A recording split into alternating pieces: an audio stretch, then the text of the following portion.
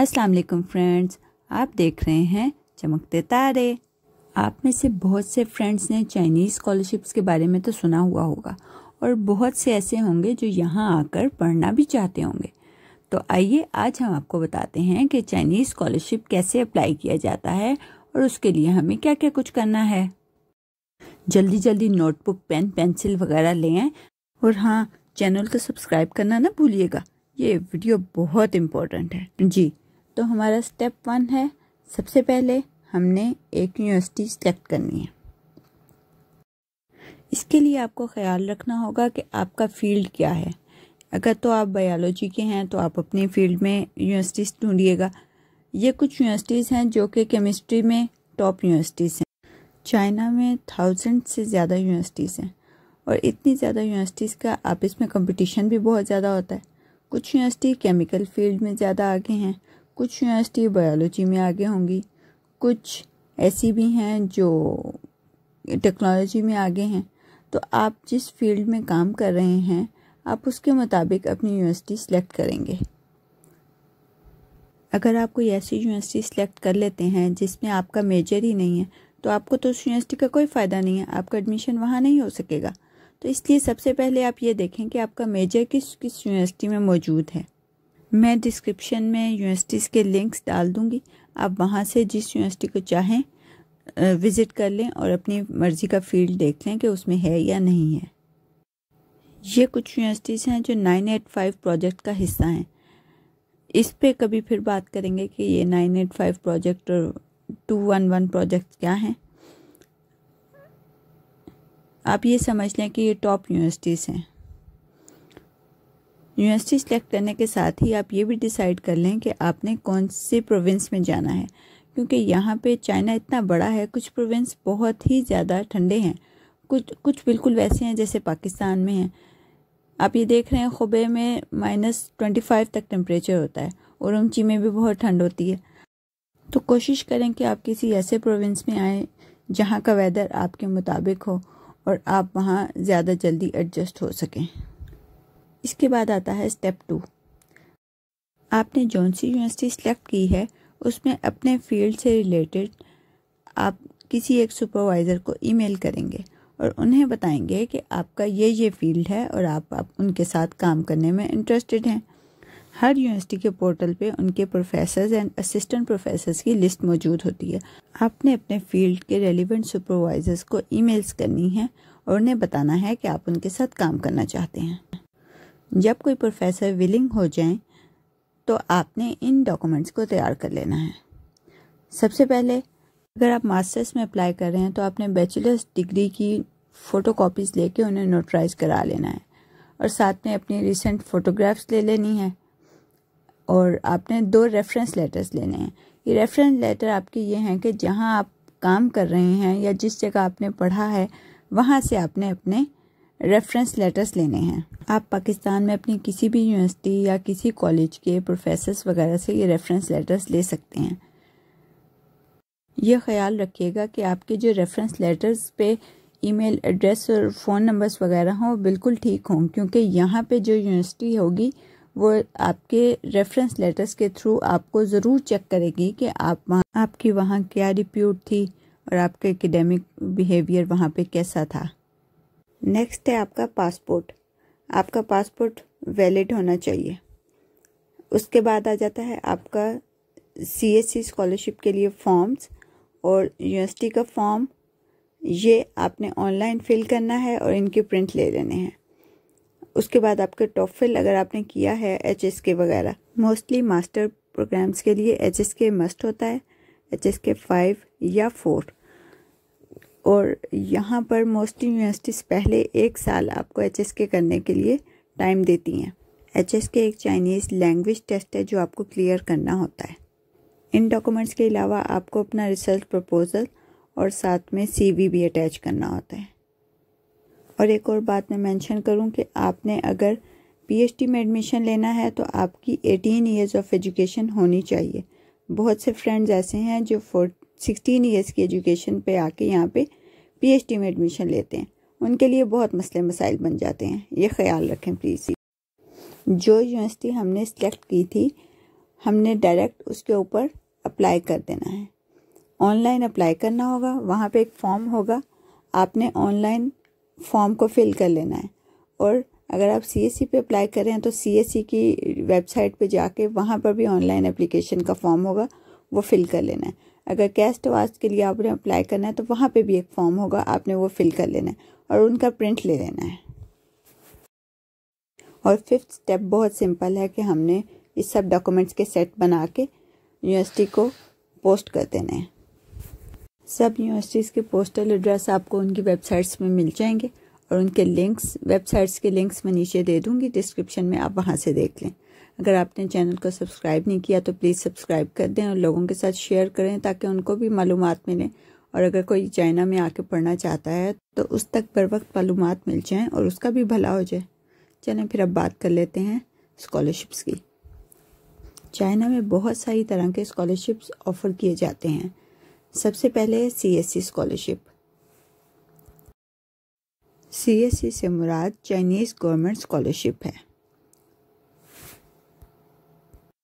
कुछ university CSE scholarship पे bachelors, masters और PhD तीनों स्टूडेंट्स देती हैं और कुछ यूनिवर्सिटीज़ ऐसी हैं जो सिर्फ मास्टर और PhD स्टूडेंट्स को CSE स्कॉलरशिप पे लेती हैं। ये एक यूनिवर्सिटी का नोटिफिकेशन है, वहाँ पे अभी अप्लाई करने की डेट्स आई हुई हैं। इनकी लास्ट डेट 15 अप्रैल है। यहाँ पे डिग्री क्राइटेरिया भी मेंशन किया गया है कि PhD के लिए कितने पेपर्स रिक्वायर्ड हैं और मास्टर के लिए कितने पेपर्स रिक्वायर्ड हैं। अभी यहाँ विंटर वेकेशन चल रही हैं, लेकिन अगर अभी भी आप अप्लाई करेंगे तो वो आपकी जो एप्लीकेशंस हैं उनको कंसीडर कर लेंगे और 15 अप्रैल से पहले आने वाली हर जो एप्लीकेशन है उसको कंसीडर किया जाएगा। ये एलिजिबिलिटीज़ दी गई हैं कि यानी कौन कौन सी चीज़ें ज़रूरी हैं। पहली शर्त यह है कि फॉरेनर हो, दूसरी शर्त यह है कि आपकी डिग्री कंप्लीट हो, यानी अगर मास्टर्स में अप्लाई कर रहे हैं तो बैचलर की डिग्री कंप्लीट हो और फिर आपके लैंग्वेज टेस्ट हो। अगर आपने HSK 4 किया हुआ है तो उसके आपके नंबर कितने होने चाहिए, 210 से अबव होने चाहिए। और अगर आपने HSK 5 किया है तो उसमें आपको 180 नंबर हैं तो भी ठीक है। लेकिन अगर आपने यहीं किसी यूनिवर्सिटी से चाइनीज़ में बैचलर किया है तो आपके लिए HSK ज़रूरी नहीं है। इसी तरह अगर आपने PhD में अप्लाई करना है तो आपके लिए TOEFL होना ज़रूरी है। अगर आप पहले किसी और स्कॉलरशिप पे चाइना में ही पढ़ रहे हैं तो आप CSE स्कॉलरशिप पे अप्लाई नहीं कर सकते हैं। CSE स्कॉलरशिप B कैटेगरी में आता है, ये टाइप B है और HFUT का कोड भी यहाँ पे दिया हुआ है। तमाम यूनिवर्सिटीज़ जो CSE स्कॉलरशिप में स्टूडेंट्स ले सकती हैं उनके अगेंस्ट उनको एक कोड मिला हुआ होता है जो कि आपको अप्लाई करते हुए मेंशन करना ज़रूरी होता है कि आपने कौन सी वाली यूनिवर्सिटी में अप्लाई करना है। तो इस वजह से कोड का ख्याल ज़रूर रखना पड़ता है।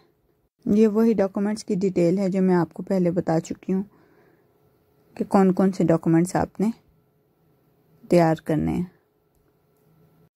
एक और अहम बात जो कई सारी यूनिवर्सिटी सब बता रही हैं कि जब आप अप्लाई करेंगे तो आपने जो ईमेल एड्रेस रखना है वो कोशिश करें कि जीमेल ना हो, क्योंकि यहाँ पे गूगल नहीं चलता। हो सकता है कि जीमेल आईडी पे आपको ईमेल्स रिसीव ना हों। जब आप यहाँ आते हैं एडमिशन के बाद तो आप एक्स वीज़ा पे आते हैं और यहाँ आके आपका रेजिडेंस परमिट लगता है। हमारा दूसरा स्कॉलरशिप है कैस्ट वास स्कॉलरशिप। कैस कहते हैं चाइनीज़ एकेडमी ऑफ साइंस को और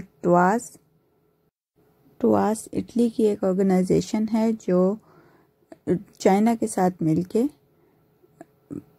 साइंस और टेक्नोलॉजी के फील्ड्स में काम कर रही है। कैस टुआस में सिर्फ डॉक्टर यानी कि PhD स्टूडेंट्स को ऑफ़र किया जाता है। ये देखें यहाँ पे मेंशन भी किया है कि the world academy of science TWAS कहलाती है। कैस टुआस यूनेस्को के अंडर आती हैं, चाइनीज़ गवर्नमेंट के अंडर नहीं आती। लेकिन चाइनीज़ एकेडमी ऑफ साइंस को तो चाइनीज़ गवर्नमेंट ही फंडिंग कर रही होती है। ये 4 साल PhD प्रोग्राम है और इसमें जो बेनिफिट्स हैं वो भी आपको अभी मैं दिखाती हूँ।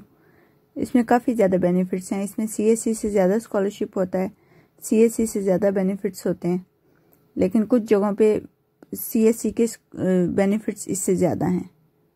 इसकी एलिजिबिलिटी भी चेक कर लें। इसमें PhD प्रोग्राम में अप्लाई करने के लिए एज लिमिट 35 है। बाकी सब कुछ ऑलमोस्ट CSE वाला ही है। बस एक इसमें डिफरेंस है कि जो इसके अंदर आपने अपना सुपरवाइज़र चूज़ करना है वो कैस्टवास के ही अंडर हो। आप चाइनीज़ एकेडमी ऑफ साइंस की वेबसाइट पे जाएंगे तो वहाँ लिस्ट होगी। वहाँ से आपने अपने रेलिवेंट सब्जेक्ट का जब प्रोफेसर सिलेक्ट करेंगे तो ये भी चेक करें कि वो टवास पे है या नहीं है। CSE के लिए एक्सेप्टेंस लेटर ज़रूरी नहीं है कि आपके पास कोई सुपरवाइज़र पहले से मौजूद हो, लेकिन यहाँ पे आपको अप्लाई करने के लिए एक एक्सेप्टेंस लेटर लाजमी साथ अटैच करना होता है। ये आपके डॉक्यूमेंट्स की डिटेल है कि आपने कौन कौन से डॉक्यूमेंट्स भेजने हैं। यहाँ आपसे इन्होंने आपके रिसर्च वर्क भी मांगा हुआ है। अगर आपने कोई बहुत अच्छे पेपर लिखे हुए हैं तो आप मेंशन करें।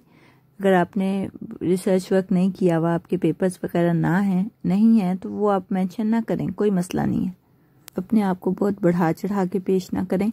रिसर्च प्रपोजल में भी वही चीज़ें लिखें जो आप कर सकते हैं। ऐसी चीज़ें ऐड ना करें जो आप करना तो चाहते हैं लेकिन आपके अंदर एबिलिटी नहीं है या आपका फील्ड नहीं है। यहाँ आपको बता रहे हैं कि आपको स्टाइपेंड कितना मिलेगा। CSE का स्टाइपेंड कम है और कैस्टवास का PhD का 7,000 से लेके 8,000 RMB तक बनता है। ये तकरीबन पाकिस्तानी 2 लाख रुपया बनता है। कैस्टवास पे एक दफ़ा आने के लिए आपको टिकट भी मिलता है। CSE स्कॉलरशिप में आपको टिकट वगैरह नहीं मिलते।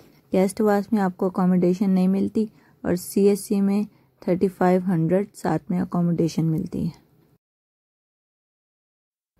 CSE स्कॉलरशिप में इंश्योरेंस भी इंक्लूड होती है और अकोमोडेशन भी, और कैस्टवास में इंश्योरेंस भी खुद ख़रीदनी होती है और आपको अकोमोडेशन भी खुद अरेंज करनी होती है। अब हम बात करेंगे ओबोर स्कॉलरशिप के बारे में। ओबोर जैसे कि नाम से जाहिर हो रहा है कि 1 बेल्ट 1 रोड स्कॉलरशिप्स हैं। ये तकरीबन कैस्टवास वाले स्कॉलरशिप्स हैं, लेकिन ये मास्टर डिग्री के लिए हैं। यानी ये स्कॉलरशिप्स भी चाइनीज़ एकेडमी ऑफ साइंस के अंडर आते हैं। कैस्टवास में भी आपको एक्सटेंशन नहीं मिलती। अगर आपको एक्सटेंड करना पड़ा तो आप अपना खुद पे करेंगे, और इसमें भी एक्सटेंशन नहीं मिलती। आपका 3 साल का प्रोग्राम है और इसके अंदर अंदर आपको कंप्लीट करना है। जैसा कि यहाँ पे मेंशन है कि विद नो एक्सटेंशन, यानी कि अगर आपने 3 साल के अंदर अंदर कंप्लीट ना किया तो आपको खुद पे करना होगा, आपका स्टाइपेंड बंद हो जाएगा। ये मास्टर्स के लिए तो इसी हिसाब से इसकी एज लिमिट 30 ईयर्स है और बाकी तकरीबन सारी चीज़ें वही हैं। इसका स्टाइपेंड तकरीबन 2000 से 3000 के दरमियान है। डॉक्यूमेंट्स भी वही सेम हैं जो मैं पहले आपको बता चुकी हूँ, और इसकी लास्ट डेट अप्लाई करने की 31 मार्च है। अब हम ANSO आंसू स्कॉलरशिप के बारे में बात करते हैं। आंसू scholarship Chinese academy of science और USTC की तरफ से ऑफ़र किया जा रहा है। ये 3 साल का प्रोग्राम है। PhD के लिए 4 साल का प्रोग्राम है। मास्टर और PhD दोनों के लिए अवेलेबल है। ये दोनों इंस्टीट्यूट्स टेक्नोलॉजी फील्ड में बहुत आगे हैं, तो इसी हिसाब से ये कुछ प्रोजेक्ट्स वगैरह करते हैं और उन्हीं के लिए इनको स्टूडेंट्स चाहिए होते हैं, और ये ANSO स्पेशल इसी काम के लिए स्टूडेंट्स प्रोवाइड कर। इसकी डेडलाइन 31 मार्च है, और यहाँ देखें दोबारा मेंशन किया गया है कि एप्लीकेंट्स को रिसर्च फील्ड्स में स्ट्रांगली स्किल्ड होना चाहिए। अगर आपने चैनल अभी तक सब्सक्राइब नहीं किया तो जल्दी से सब्सक्राइब कर लें और इसको ज़्यादा से ज़्यादा शेयर करें ताकि लोगों तक इस मालूमात पहुँच सकें, और जो लोग ख्वाहिशमंद हैं कि यहाँ चाइना में आके पढ़ सकें उन तक टाइम पर मालूमात पहुँच जाए। अब हम एक ब्रीफ रिव्यू करेंगे कि हमने कौन कौन से स्कॉलरशिप्स की बात की। सबसे पहले CSE, इसमें बैचलर्स, मास्टर, PhD तीनों हैं। एज लिमिट बैचलर्स के लिए 25, मास्टर्स के लिए 35 और PhD के लिए 40 है। बैचलर्स के लिए 2500, मास्टर्स के लिए 3000 और PhD के लिए 3500 RMB हैं। अकोमोडेशन इसके अलावा है, अगर आप इनसे रूम लेना चाहें तो वो ले सकते हैं, वरना आपको 1000 ये पे कर देते हैं। स्टूडेंट्स की इंश्योरेंस भी CSE ही प्रोवाइड करती है और इसकी लास्ट डेट मार्च और कहीं पे अप्रैल है।